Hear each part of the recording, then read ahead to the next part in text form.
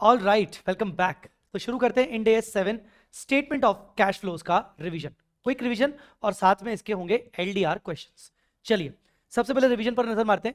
सबसे पहले end S 7 statement of cash flows क्या है और हम इसको कैसे बनाते हैं। उसके लिए सबसे पहले कैश, कैश में क्या आता है, कैश में कैश इन हैंड आता है और साथ साथ डिमांड डिपॉजिट्स आते हैं, मतलब बैंक अकाउंट्स आते हैं। अगर हम कैश इक्विवेलेंट्स की बात करें तो कैश इक्विवेलेंट्स क्या होते हैं, शॉर्ट टर्म इन्वेस्टमेंट, जिसको कहा गया है short term highly liquid investments. Highly liquid investment मतलब जो जल्दी से जल्दी बिक जाए, ठीक है, बेचने में कोई दिक्कत ना जाए और जिसमें किसी भी प्रकार की risk of change in value ना हो, मतलब ऐसे इन्वेस्टमेंट्स जो नीचे नहीं गिर सकते किसी भी तरीके से और शॉर्ट टर्म हो। शॉर्ट टर्म का मतलब ये कि जिनकी मैक्सिमम से मैक्सिमम मैच्योरिटी कितनी हो, अप टू 3 मंथ्स की, उनको कहते हैं कैश इक्विवेलेंट्स। तो कैश इक्विवेलेंट्स क्या हो गए, शॉर्ट टर्म इन्वेस्टमेंट्स जिसमें रिस्क ना के बराबर हो। चलिए अब बैंक ओवरड्राफ्ट को क्या कैश एंड कैश इक्विवेलेंट का पार्ट माना जाएगा? The answer is yes, bank overdraft भी कैश एंड कैश इक्विवेलेंट का पार्ट रहेगा, बट बैलेंस शीट के अंदर आप उसको जब प्रेजेंट करते हो तो कैश एंड कैश इक्विवेलेंट में माइनस करके नहीं, आप उसको बैलेंस शीट के अंदर फाइनेंशियल लायबिलिटीज के अंदर, करंट लायबिलिटीज के अंदर फाइनेंशियल लायबिलिटी के लिए प्रेजेंट करते हो। ठीक है, ये हो गया आपका कैश एंड कैश इक्विवेलेंट। अब बात करते हैं कि कैश फ्लो स्टेटमेंट को कैसे प्रेजेंट किया जाता है।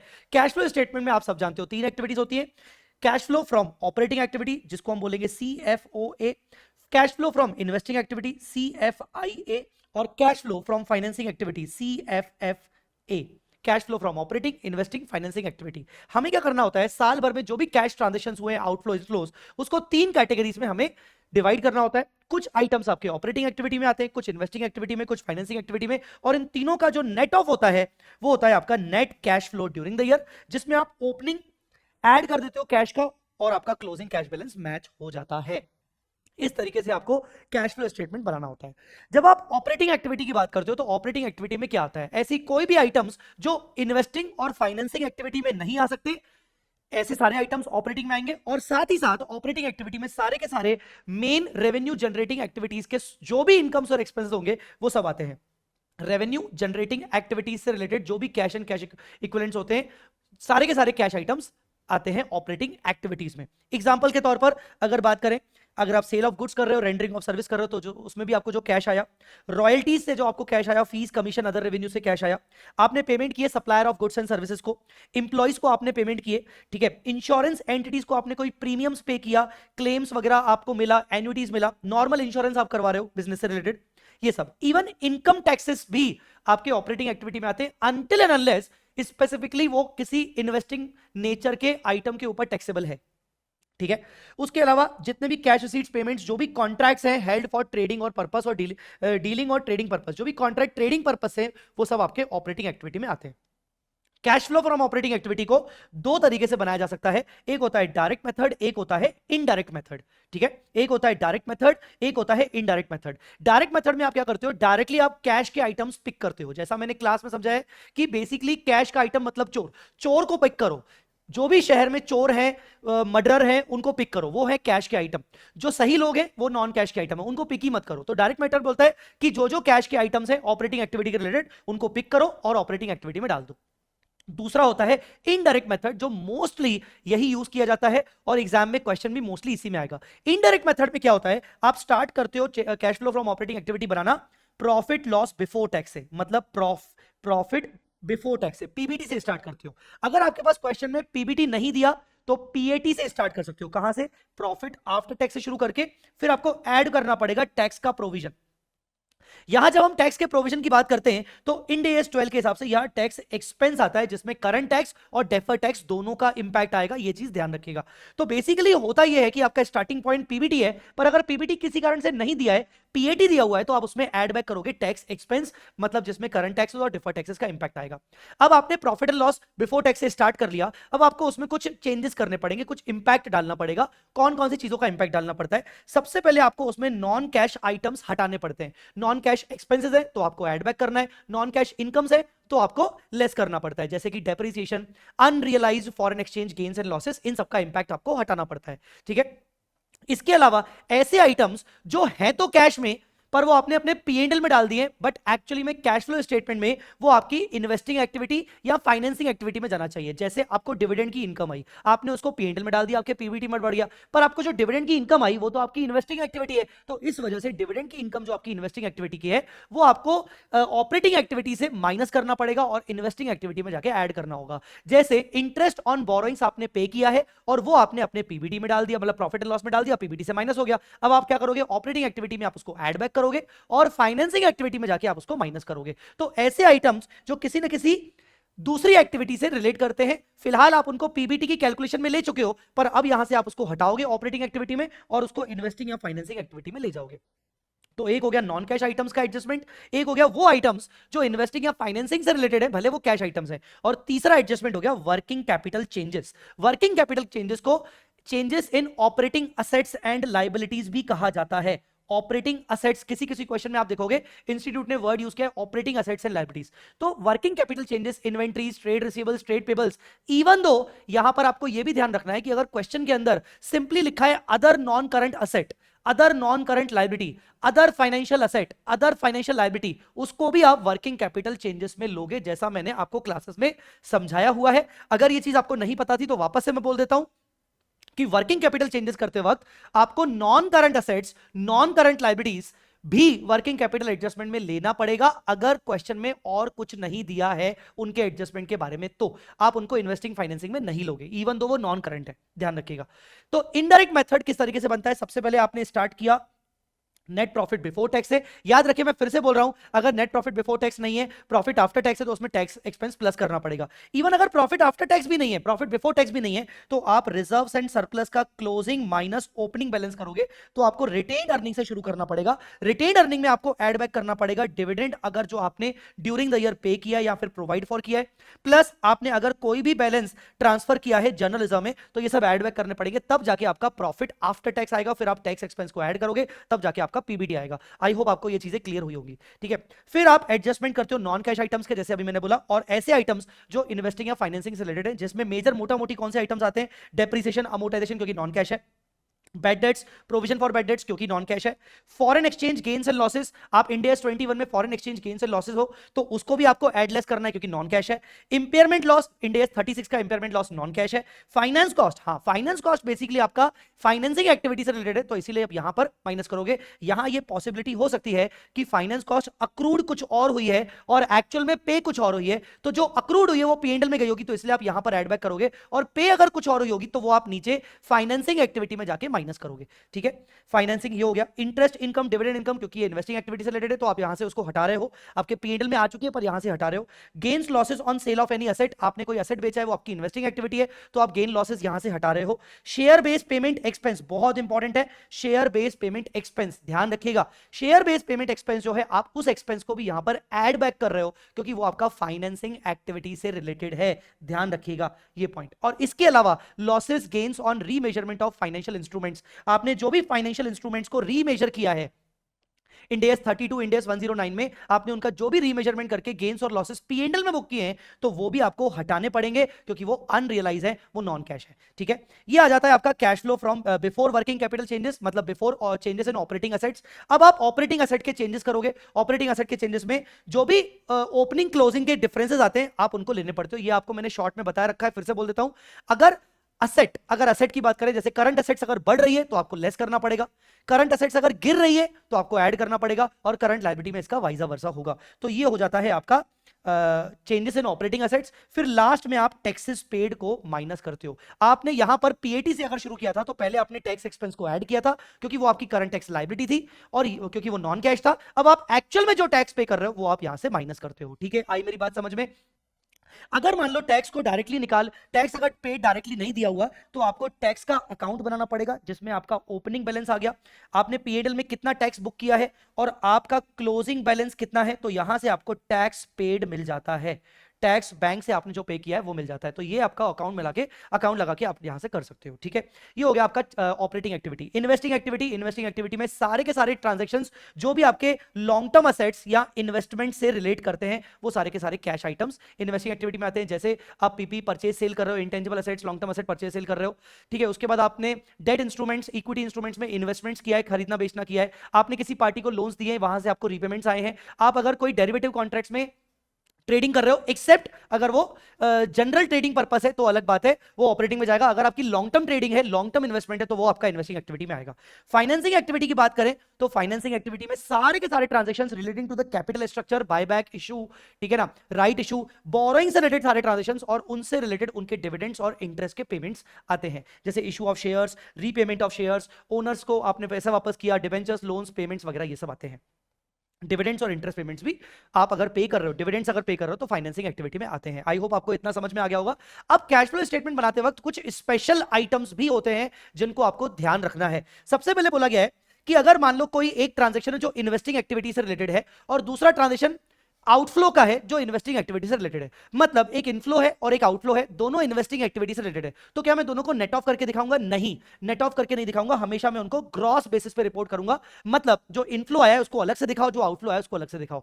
सेम फाइनेंसिंग एक्टिविटी में भी आपको ऐसे करना है, आपको उनको ग्रॉस बेसिस पे दिखाना है। हां, नेट बेसिस पे आप तभी दिखाओगे जब आपको एक्चुअल में सच्ची मुच्ची आप उनको नेट बेसिस पे ही सेटल करने वाले हो रियल लाइफ में। ये एग्जांपल अगर आप पढ़ लोगे तो आपको समझ में आ जाएगा। आमतौर पर आप उसको नेट ऑफ नहीं कर सकते हो, ग्रॉस तभी कर सकते हो जब आप किसी के बिहाफ पर वो ट्रांजेक्शन कर रहे हो कि भाई सामने वाले से पैसा लेके सामने किसी और को पे करना है, तो आप इसको तो सही में नेट बेसिस पे दिखा सकते हो। एग्जांपल पढ़ लेना, समझ में आ जाएगा, वैसे कोई ज्यादा जरूरी नहीं है। फॉरेन करेंसी कैश फ्लो, ये बहुत इंपॉर्टेंट है। Foreign currency cash flows Ind AS 21 apply जब आप करते हो तो आपके डेटर्स, क्रेडिटर्स के अंदर जो भी आपके एक्सचेंज डिफरेंसेस आते हैं, याद रखना वो एक्सचेंज डिफरेंसेस कैश फ्लोस नहीं होते, तो क्योंकि वो नॉन कैश आइटम्स होते हैं तो उसका इफेक्ट आपको कैश फ्लो स्टेटमेंट में देना पड़ता है, जैसा कि मैंने यहां पर कहीं पर आपको दिखाया हुआ है, ठीक है।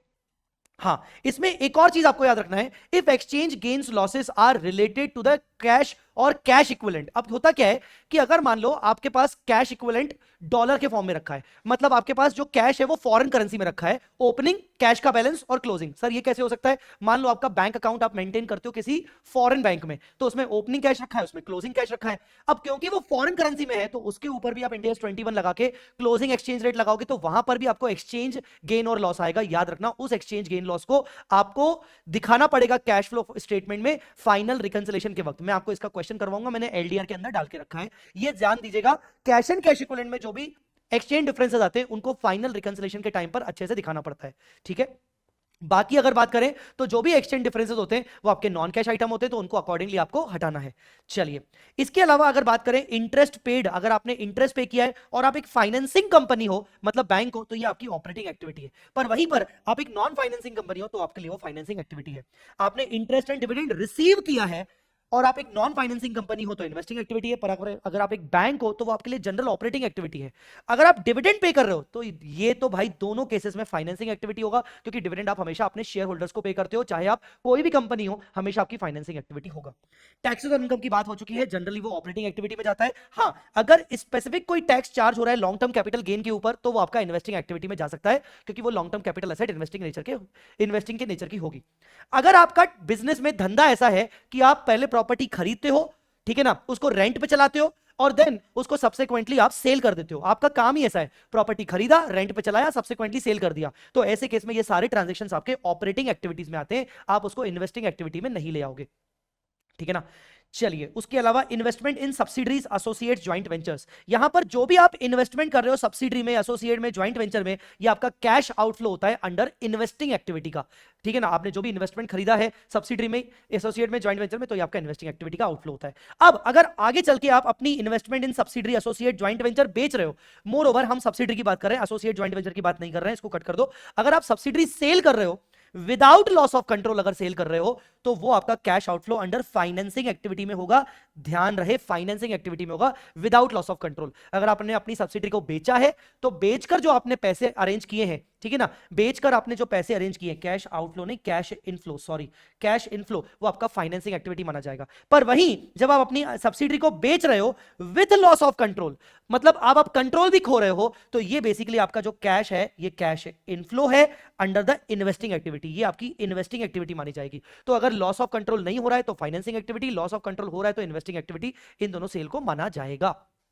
ठीक है, आया समझ में। Last but not the least, कुछ क्वेश्चंस क्वेश्चन बैंक में आपको पता होंगे consolidated statement of cash flows के ऊपर है, तो उसके रिस्पेक्ट में आपको कुछ बातें अच्छे से ध्यान रखना चाहिए, जिसमें नंबर 1 आता है कि जब आप कंसोलिडेटेड कैश फ्लो स्टेटमेंट बनाओगे तो वहां पर आपने जो कंसोलिडेटेड कैश फ्लो स्टेटमेंट मतलब क्यों बनाओगे, बेसिकली ये कैश फ्लो स्टेटमेंट होगा आपका होल्डिंग सब्सिडी का मिलाकर, पर इसमें भी कहीं ना कहीं होल्डिंग ने जब सब्सिडी को ड्यूरिंग द ईयर खरीदा होगा और मान लो इन्वेस्टमेंट उसने कैश में किया होगा, तो ये कैश आउटफ्लो है।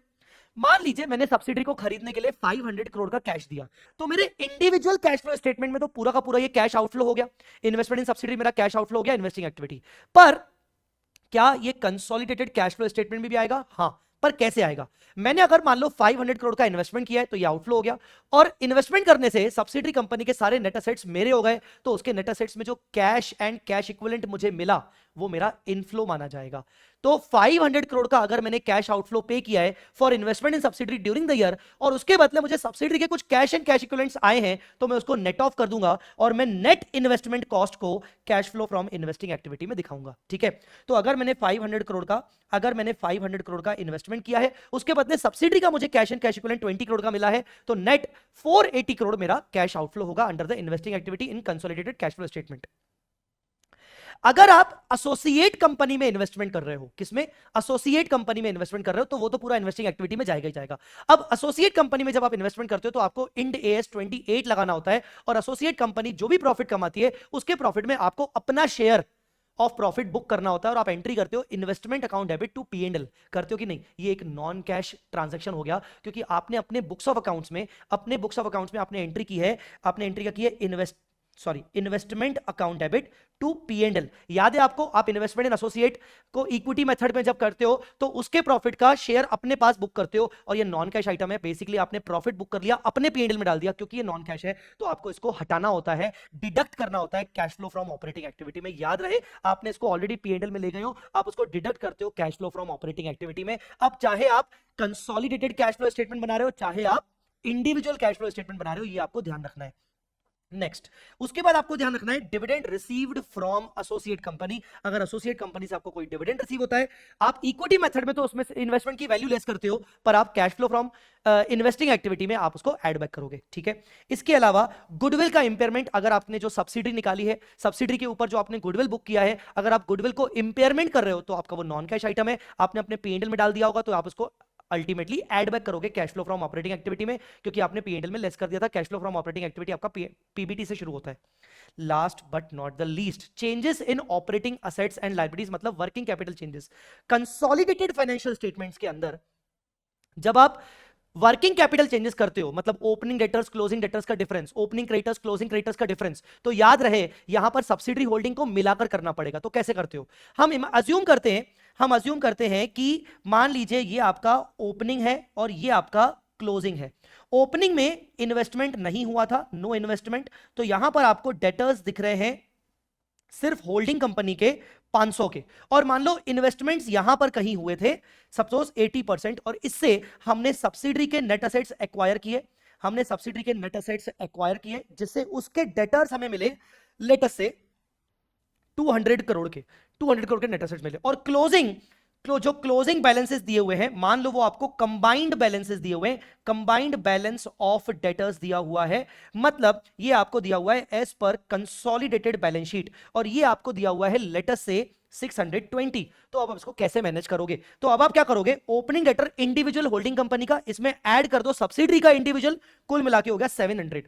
तो आपका ओपनिंग कंबाइंड बैलेंस हो गया 700 और क्लोजिंग बैलेंस हो गया 620। अब आप इन दोनों को कंपेयर करोगे, जिसमें आप देख सकते हो कि आपका डेटर्स रिड्यूस हो रहे हैं, मतलब आपको कैश ऐड करना पड़ेगा। तो क्या करते हो आप? बेसिकली चाहे आपकी डेटर्स की वर्किंग हो, चाहे आपकी क्रेडिटर्स की वर्किंग हो, ओपनिंग बैलेंस आपको होल्डिंग कंपनी का डेटर्स का दिया होगा या क्रेडिटर्स का दिया होगा, उसमें आप आपने जो भी डेटर सब्सिडरी कंपनी के एक्वायर किए हैं, क्रेडिटर सब्सिडरी कंपनी के एक्वायर किए हैं, उस ओपनिंग में आप ऐड कर देते हो और उसको कंपेयर करते हो combined closing balances of holding and subsidiary के डेटर्स या होल्डिंग एंड सब्सिडरी के क्रेडिटर्स। तो जो भी डिफरेंस आता है, जो आपका नॉर्मल रूल है कि भाई जो भी इंक्रीज डिक्रीज के हिसाब से अपने को प्लस माइनस करना है वो करना पड़ता है। गाइस आई होप आपको ये consolidate statement of cash flows भी समझ में आ गया होगा। इसी के साथ हमारा statement of cash flows end AS 7 हमने जस्ट 20 मिनट के अंदर अंदर रिवाइज किया। अब जो इसके क्वेश्चंस हैं, we will try to cover those questions in only 20 minutes. हाँ जी, क्वेश्चंस कौन से मैं आपको दिखा दूं। ये हमारी must do list of questions है, must do list of questions है जिसमें हम इंड एएस 7 के क्वेश्चंस करेंगे। Ind AS 7 statement of cash flows, इसमें हमारे पास 3 क्वेश्चंस हैं। हम तीनों क्वेश्चंस को एक बार अच्छे से डिस्कस कर लेंगे ताकि आपका पूरा कैश फ्लो स्टेटमेंट खत्म हो जाए। Give me just a second. Yes, तो देखिए एलडीआर क्वेश्चंस में मैंने 3 क्वेश्चंस डाले, जिनमें एक क्वेश्चन है आरटीपी नवंबर 19 का। ये क्वेश्चन क्या कहता है, ये क्वेश्चन देखिए क्या है। बेसिकली बैलेंस शीट दिया हुआ है कुबेर लिमिटेड का 31 मार्च 2012, ठीक है, रुपीज इन लैक्स है। अगर आप यहां पर एक एक करके देखोगे तो ये आपका इन्वेस्टिंग एक्टिविटी है, ये आपका इन्वेस्टिंग एक्टिविटी है। अदर फाइनेंशियल असेट्स दिया हुआ है, कुछ नहीं लिखा होगा, तो ये आपका वर्किंग कैपिटल में जाएगा। डेफर टैक्स असेट की अगर बात करें तो ये बेसिकली आपका डेफर टैक्स असेट क्या है, ये आपका टैक्स से रिलेटेड आइटम है। इसके अलावा अदर नॉन करंट असेट्स, ये भी आपका वर्किंग कैपिटल में जाएगा। उसके बाद आपका फाइनेंशियल असेट्स में इन्वेस्टमेंट्स, ये आपका बेटा cash flow from investing activity में जाएगा। अदर करंट असेट्स, ये आपका वर्किंग कैपिटल में जाएगा, ठीक है। उसके बाद अगर बात करें इक्विटी कैपिटल, ये आपका फाइनेंसिंग एक्टिविटी में जाएगा, हालांकि कुछ दे रही 300। अदर इक्विटी आपका प्रॉफिट से रिलेटेड है, टोटल इक्विटी। फिर उसके बाद फाइनेंशियल लायबिलिटी, ये लॉन्ग टर्म बोरोइंग, ये आपकी फाइनेंसिंग एक्टिविटी से रिलेटेड है। Other non current liabilities, other के बारे में कुछ नहीं लिखा होगा तो वर्किंग कैपिटल में जाएगा। टोटल नॉन करंट लायबिलिटी इन दोनों को मिलाकर है। फिर उसके बाद ट्रेड पेबल या वर्किंग कैपिटल में जाएगा। बैंक ओडी आप किस में रखोगे, बैंक ओडी आप basically cash and cash equivalent में रख दोगे, ये कैश एंड कैश इक्विवेलेंट में रखोगे। अदर करंट लायबिलिटी ये आपका वर्किंग कैपिटल में जाएगा, ठीक है, डन बेटा। अब देखो सबसे पहले आपको क्या दिया हुआ है, प्रॉफिट आफ्टर टैक्स दिया हुआ है, याद रखना 4450, बिफोर टैक्स नहीं दिया हुआ है, तो आप आफ्टर टैक्स से शुरू करोगे, आप आफ्टर टैक्स से शुरू करोगे 4450। फिर उसके बाद interim dividend paid during the year, interim dividend आपने ड्यूरिंग द ईयर पे किया है तो ठीक है ना, आपने पेमेंट किया है तो वैसे भी आप प्रॉफिट आफ्टर टैक्स से शुरू कर रहे हो, आपको इंटरिम डिविडेंड पेड ऐड करने की जरूरत नहीं है, क्योंकि अगर आपका रिटेन्ड अर्निंग से शुरू करते तो आपको डिविडेंड ऐड बैक करना पड़ता। तो इंटरिम डिविडेंड आपने जो पे किया डायरेक्टली आपका फाइनेंसिंग एक्टिविटी में जाएगा, ये देखो फाइनेंसिंग एक्टिविटी में 450। उसके बाद depreciation amortisation charge in the statement of profit and loss, तो डेप्रिसिएशन आपने चार्ज किया 500, अमोर्टाइजेशन चार्ज किया आपने 520, तो ये आपके नॉन कैश है, तो 520 आपका डेप्रिसिएशन ऐड बैक होगा, ये 520 आपका डेप्रिसिएशन ऐड बैक होगा, ठीक है। उसके बाद during the year ended 31 March 2012 two machineries were sold for ₹70, तो 70 में आपने बेचा है तो ये आपका इन्वेस्टिंग एक्टिविटी में जाएगा। 70 आपका देखिए इन्वेस्टिंग एक्टिविटी में जाएगा। The carrying amount of this machinery on 31 March 2012, उसी टाइम पे कैरिंग अमाउंट थी 60 की, तो इसका मतलब आपने 10 रुपए का गेन कमाया होगा। गेन आपको ऑपरेटिंग एक्टिविटी से हटाना पड़ेगा, लेस करना पड़ेगा 10 रुपए का गेन, ये देखिए। उसके बाद income taxes paid during the year 105 lakh, income tax paid दिया हुआ है। जनरली आपको टैक्स का अकाउंट बनाना पड़ता है जिसमें आपको ओपनिंग प्रोविजन क्लोजिंग प्रोविजन लाना पड़ता है।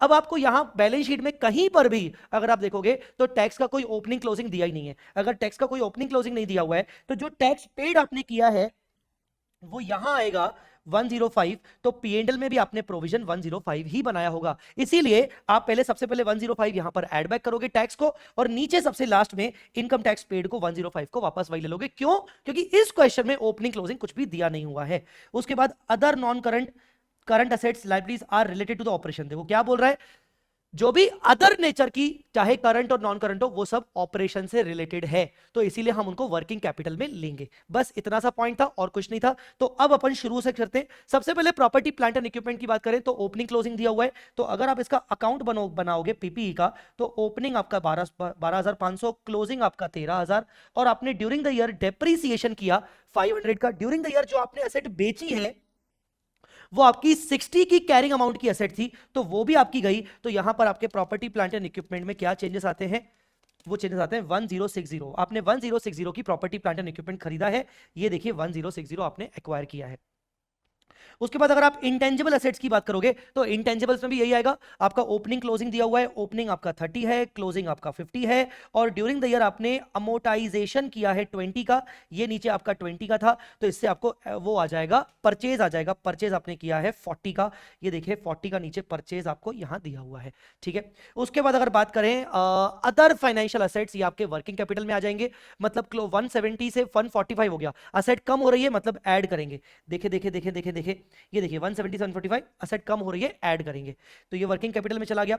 Deferred tax asset, deferred tax asset, हाँ जी, डेफर्ड टैक्स असेट भी क्या होगा, 750 से 855, असेट बढ़ रही है, असेट बढ़ रही है तो लेस करेंगे, ये आपको लेस करना पड़ेगा, ये देखिए आप डेफर्ड टैक्स असेट को बेसिकली आप लेस करोगे, बिकॉज ये आपकी नॉन कैश इनकम हो गई ना, डीटीए जब आपने बुक किया होगा, क्योंकि आपकी डेफर्ड टैक्स एसेट बढ़ रही है, आपकी डेफर्ड टैक्स एसेट बढ़ रही है, 750 से 855 हो गई, आप डीटीए की जब इनकम बुक करते हो तो आपने पीएनएल में इनकम की होगी, क्योंकि नॉन कैश होगी तो आपको वो हटानी पड़ेगी, आपने माइनस कर दी, ठीक है। इसी तरीके से ये सारे आइटम्स वैसे ही जाएंगे। अगर इन्वेस्टमेंट एक्टिविटी की बात करें तो एडजस्टमेंट में कुछ नहीं दिया हुआ, तो आपको इसके ऊपर 2500 का इन्वेस्टमेंट आपने 2300 का हो गया, मतलब 200 का इन्वेस्टमेंट आपने बेचा है, जिसके ऊपर आपको कोई गेन लॉस नहीं हुआ है, तो 200 का आपने बेचा है, तो ये 200 आपका हो गया इन्वेस्टिंग एक्टिविटी में, ठीक है। इसी के साथ साथ अगर आप देखोगे बाकी वर्किंग कैपिटल चेंजेस में सब आ जाएंगे। उसके बाद आपका फाइनेंसिंग एक्टिविटी में एक ही आ जाएगा लॉन्ग टर्म बोरिंग, 5000 का 2000 हो गया, मतलब 3000 आपने रीपे किया है, तो 3000 आप देखोगे आपका रीपे यहां आपको दिख रहा है। बाकी सब वर्किंग कैपिटल चेंजेस वाले आइटम है और आपका नेचुरली ये तरीके से बन जाएगा। लास्ट में जब आप opening cash and cash equivalent और closing cash and cash equivalent लेते हो तो याद रखना इस क्वेश्चन के अंदर बैंक ओडीबी दिया हुआ है और बैंक ओडीबी आपके कैश एंड कैश इक्विवेलेंट का पार्ट बनेगा, मतलब यहां पर जो आपका कैश इक्विवेलेंट है 220 और यहां वाला बैंक ओडी माइनस हो जाएगा, तो 220 माइनस 75 नेट क्लोजिंग आ जाएगा, 460 माइनस 60 ये नेट क्लोजिंग हो जाएगा। बेटा क्लियर हुआ कि नहीं? इस तरीके से आप ये क्वेश्चन सॉल्व करते हो। आई होप आपको समझ में आ गया। नेक्स्ट क्वेश्चन पे आते हैं। नेक्स्ट क्वेश्चन है आपका नेक्स्ट क्वेश्चन है हमारा कंसोलिडेटेड फाइनेंशियल स्टेटमेंट्स के ऊपर। मैंने अभी जस्ट आपको कंसोलिडेटेड फाइनेंशियल स्टेटमेंट्स के ऊपर बहुत कुछ स्पेशल पॉइंट याद रखने को बोला था, वो ध्यान रखना। इस क्वेश्चन के अंदर क्या दिया हुआ है, इस क्वेश्चन के अंदर सबसे पहले तो उन्होंने आपको बैलेंस शीट का एक्सट्रैक्ट बना के दिया है, ठीक है ना, बैलेंस शीट का एक्सट्रैक्ट बना के दिया है उन्होंने आपको। अब इस बैलेंस शीट के एक्सट्रैक्ट में बहुत सारी चीजें हैं, फिर उन्होंने आपको P&L statement of profit and loss दिया है, statement of profit and loss के बाद उन्होंने आपको बहुत सारे आइटम्स दिए हैं। अब आपको consolidated statement of cash flow बनाना है, जिसमें आपको वो बोल रहे हैं cash generated from operations for the group, मतलब आपको consolidated cash flow from operation बनाना है। कहां से शुरू करोगे? प्रॉफिट से, तो प्रॉफिट से शुरू करोगे तो consolidated statement of profit and loss में आपको प्रॉफिट बिफोर टैक्स दिया हुआ है 1840 का, तो आप 1840 के प्रॉफिट से यहां पर शुरू कर सकते हो। पर अगर आप देखोगे तो इन्होंने 1920 किया है, क्यों? अरे उन्होंने नीचे वर्किंग नोट बनाया है, उन्होंने ये प्रॉफिट से स्टार्ट किया है 1840। अब वो एक एक करके item by item upon in points को देखते रहेंगे। सबसे पहले ए लिमिटेड ने क्या किया, 30 लाख रुपए का खर्चा किया रिनोवेशन ऑफ बिल्डिंग पर ए लिमिटेड ने गलती से उसको पीएनएल में चार्ज कर दिया। ओहो, तो इसी वजह से उसका जो 1840 का प्रॉफिट दिख रहा है वो गलत दिख रहा है लॉजिकली, वो एक्सपेंस पीएनएल में जाना ही नहीं चाहिए। तो वो क्या कर रहा है, वो डायरेक्टली 1840 यहां ना दिखा के पहले वो 1840 के प्रॉफिट को करेक्ट प्रॉफिट निकालेगा, इसीलिए उसने देखो यहां पर 30 को उसने एड बैक कर दिया, क्योंकि खर्चा उसने गलती से पीएनएल में डाल दिया, जबकि वो बिल्डिंग रिनोवेशन का खर्चा था और वो जाएगा आपका इन्वेस्टिंग एक्टिविटी में। तो 30 लाख आपने यहां से एड बैक कर दिया, बेसिकली 30 लाख आपने यहां पर एड बैक कर दिया एक्सपेंस को करेक्ट प्रॉफिट निकालने के लिए, और cash flow from investing activity में आपका वो 30 लाख चला जाएगा, ठीक है। नेक्स्ट पॉइंट पर आते हैं। 1 April 2011 A limited acquired 100% shares of S limited. हमारा करंट ईयर एंडिंग कौन सा है? 31 मार्च 2012। तो 31 मार्च 2012 के जो फिगर्स होंगे वो डेफिनेटली आपके कंबाइंड फिगर्स होंगे, कंबाइंड फिगर्स। पर जो 31 मार्च 11 के फिगर्स होंगे वो ओनली ए लिमिटेड के होंगे, वो ओनली ए लिमिटेड के होंगे, ध्यान रखिएगा। अब हमने जो इन्वेस्टमेंट किया वो कितने में इन्वेस्टमेंट किया? 300 लाख में इन्वेस्टमेंट किया, तो ये हमारा कैश आउटफ्लो है। पर उसके बदले में हमें सब्सिडरी कंपनी का भी तो कैश एंड कैश इक्विवेलेंट मिला 20 लाख का, तो 300 गया 20 आया, नेट कैश आउटफ्लो आपका consolidated cash flow from investing activity में जाएगा 280 का। पर इस क्वेश्चन में मैं आपको नहीं दिखा सकता हूं क्योंकि इसमें सिर्फ cash flow from operating activity बनाना है। वैसे आपका consolidated cash flow from investing activity में आपका 280 का नेगेटिव जाएगा, ठीक है। आई बात समझ में? बाकी आइटम्स पे अपन बाद में बात करेंगे जब वर्किंग कैपिटल के चेंजेस आएंगे, ठीक है। उसके बाद अपन इस पे आते हैं। ए लिमिटेड की property plant and equipment comprise the following. तो ओपनिंग बैलेंस 4650, एडिशंस हुए, रिवैल्यूएशंस हुआ। जो एडिशंस हुए बेटा ये आपका इन्वेस्टिंग एक्टिविटी का पार्ट है, पर इस क्वेश्चन में बनाना नहीं है। रिवैल्यूएशन सरप्लस कहीं नहीं आएगा, ठीक है, क्योंकि नॉन कैश और वैसे भी आपके पीएनएल में गया ही नहीं है। डिस्पोजल ऑफ असेट, बेटा ये आपका डिस्पोजल ऑफ असेट आपका इन्वेस्टिंग एक्टिविटी का पार्ट है। कैरिंग अमाउंट, डेप्रिसिएशन 290 ये आएगा, 290 का depreciation cash flow from operating activity में ऐड होगा, ये देखिए 290 ऐड होगा। उसके बाद A Limited constructed a machine that is qualifying asset and incurred construction cost of 40 lakh that has been charged to other expense.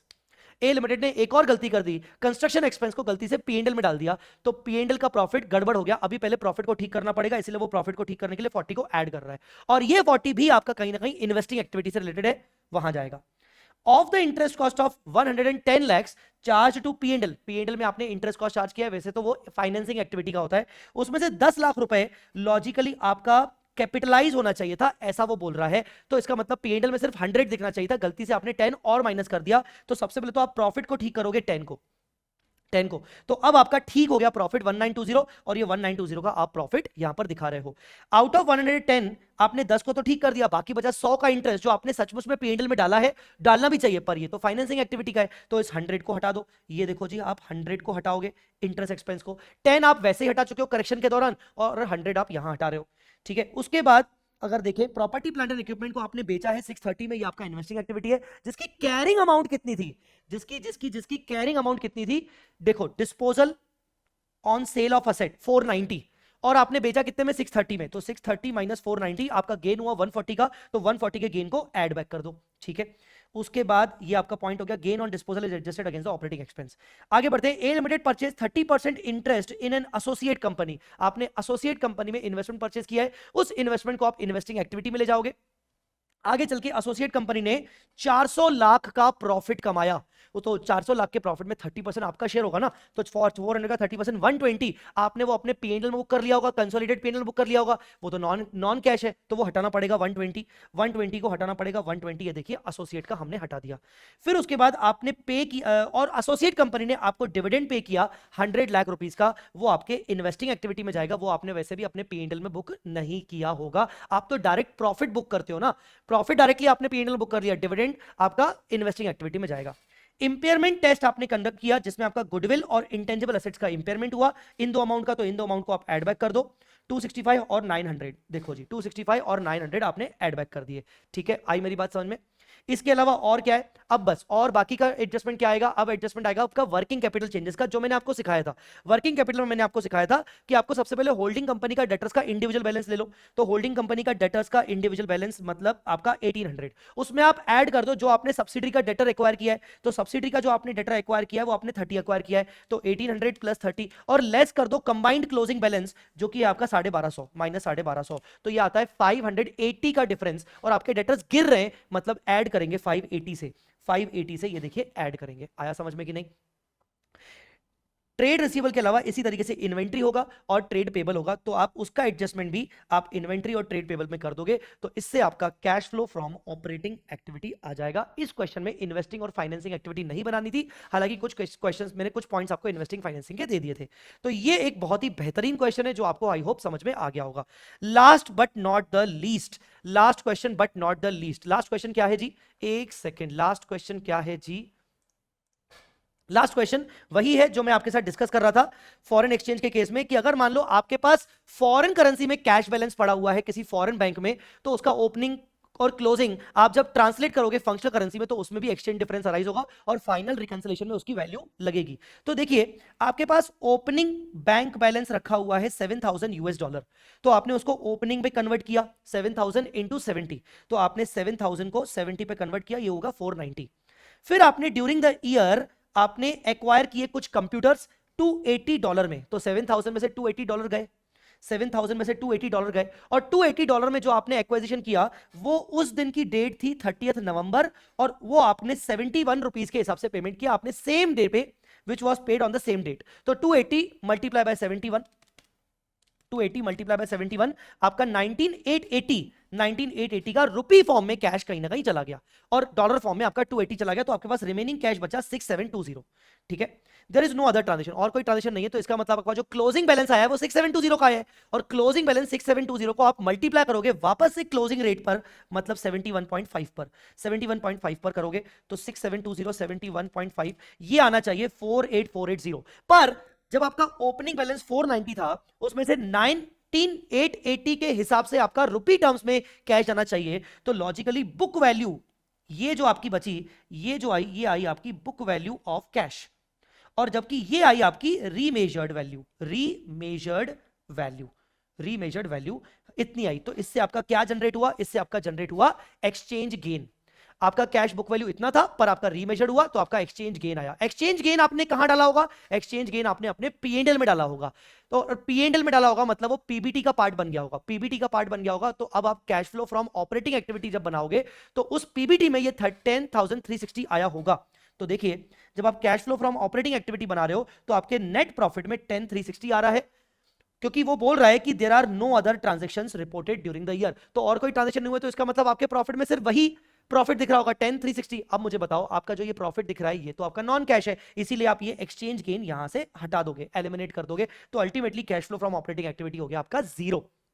इसके अलावा ड्यूरिंग द ईयर जो आपने कंप्यूटर्स परचेज किए $280 मल्टीप्लाई बाय 71 के हिसाब से, तो आपका कैश आउटफ्लो 19,880 हुआ। तो आपका अल्टीमेटली कैश आउटफ्लो आपका वो हो गया। फाइनेंसिंग एक्टिविटी में आपका और कुछ है नहीं। तो अगर आप टोटल देखोगे तो cash flow from operating activity आपका जीरो हो गया, इन्वेस्टिंग एक्टिविटी आपका नेगेटिव 19,880 हो गया, और फाइनेंसिंग कुछ भी नहीं है। तो आपका नेट कैश आउटफ्लो, आपका जो नेट कैश आउटफ्लो हो रहा है वो 19,880 आ रहा है। इसमें अगर आप ओपनिंग 490 को ऐड करोगे, 19,880 माइनस में 490 को ऐड करोगे तो ये आ रहा है आपका 470,120 बुक वैल्यू। पर भाइयों बहनों, फाइनली आपका बैलेंस शीट में तो फिगर 480 दिखना चाहिए, रीमेजर्ड वैल्यू। इसीलिए फाइनल रिकंसिलिएशन पर्पस के लिए वापस से आप एक्सचेंज डिफरेंस को ऐड कर रहे हो। मतलब जो आपने एक्सचेंज डिफरेंस को यहां से हटाया था उसको वापस से ऐड कर रहे हो because of the final reconciliation के पर्पस से।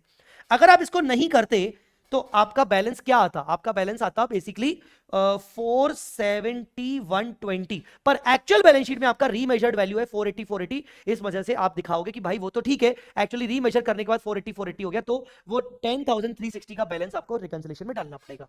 ठीक है, तो वो आपने रिकंसिलिएशन में डाल दिया 10,360, इस वजह से आपका वो बैलेंस मैच हो गया। गाइस, आई होप आपको समझ में आ गया होगा। These are the 3 questions which are very important for your cash flow statement. अगर कुछ और करने का टाइम नहीं है तो इन 3 क्वेश्चंस को भी अगर आपने अच्छे से कर लिया तो दैट्स इट, और कुछ करने की जरूरत नहीं पड़ेगी। आई होप आपको आज का जो ये सेशन है इंड AS 7 पर concepts as well as questions बहुत अच्छे से आ गया होगा।